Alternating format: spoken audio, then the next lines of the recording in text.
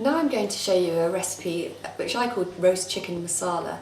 An Indian gentleman taught me how to do this, but he used about 9 different chilies, and we're just going to use 2 green chilies today. It's not difficult, it's really simple, and incorporating lots of coriander, which is a fantastic herb for flavour.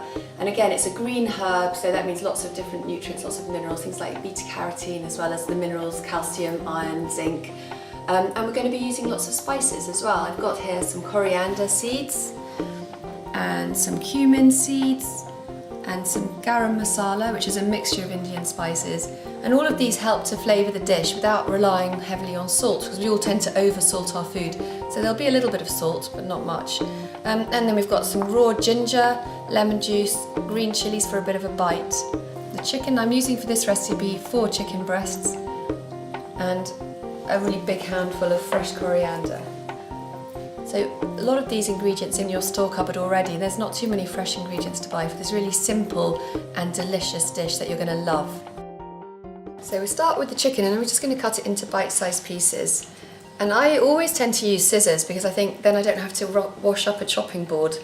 Because chicken is one of those things that you have to be careful that you don't spread bacteria with. And so all I have to wash up is the dish and the scissors, and my hands of course. I always cut off those little fatty bits because I just think they look like they'd be too chewy and yucky. So I'm going to put 2 chilies in this because there's quite a lot of chicken, but obviously if you're making this dish for children, I would leave it out altogether. I use a spoon and I always push the seeds away from me. What you don't want is to get that chili under your fingernails, so use a spoon to scrape the seeds out. I'm just going to roughly chop those and they can go in. Really helps to have a Magimix. You could do this all by hand.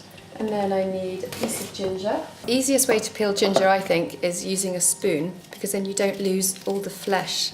When you use a knife, you tend to waste quite a lot of it.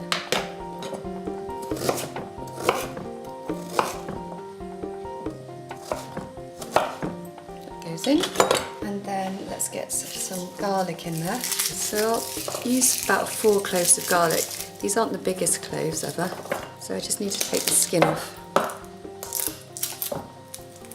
Pop out the garlic. A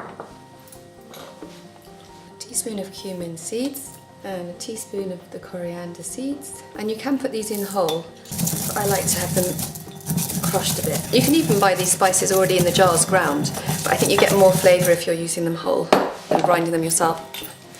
So that goes in. I need a tablespoon of lemon juice. Oh look, perfect, no pips.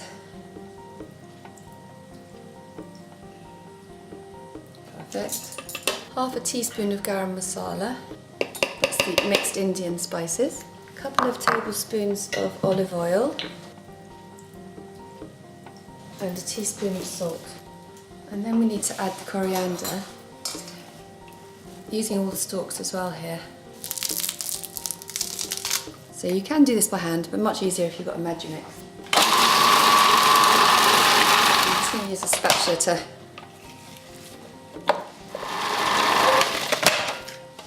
looks pretty good. So you want to get a paste.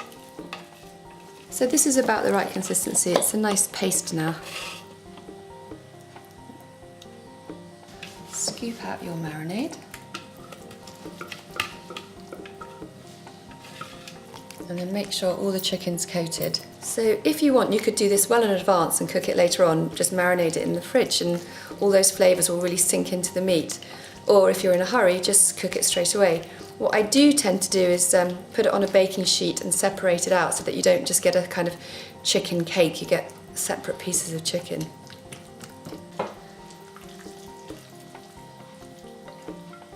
So make sure your chicken's in a single layer, otherwise they tend to sort of stick to each other. And serve this hot with rice, or you can have it in a salad later, cold. Really easy and quick to cook. It's only going to take 15 minutes in the oven.